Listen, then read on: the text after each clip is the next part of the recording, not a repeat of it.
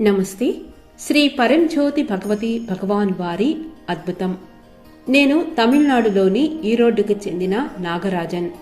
గత సంవత్సరం నేను నవగ్రహ హోమంలో పాల్గొన్న తర్వాత శ్రీ పరంజ్యోతి భగవతి భగవాన్ నా కుమారుడికి ప్రసాదించిన ఒక అద్భుతమైన ఆరోగ్య అద్భుతం గురించి మీతో పంచుకోవాలనుకుంటున్నాను. నా కుమారుడు హెర్నియా కారణంగా చాలా బాధపడేవాడు.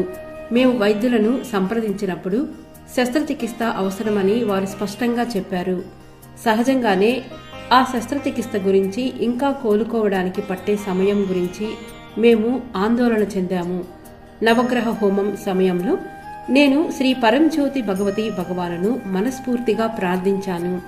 కల్కి ఆజ్ఞలో అమ్మ ప్రేమతో నాకు ఇలా హామీ ఇచ్చారు, మీరు చేయవలసినది చేయండి, మిగిలినది నేను చూసుకుంటాను అని.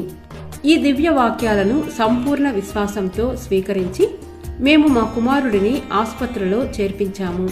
శస్త్రచికిత్స విజయవంతంగా జరిగింది. అతను సరిగ్గా నడవగలిగేంతగా కోలుకోవడానికి కనీసం 1 నెల పడుతుందని వైద్యులు మాకు చెప్పారు. కానీ శ్రీ పరంజ్యోతి భగవతి భగవాన్ యొక్క అపారమైన కృప వలన అతను కేవలం 1 వారంలోనే నడవడం ప్రారంభించాడు. అతను కోలుకోవడం విశేషమైన వేగంతో జరిగింది.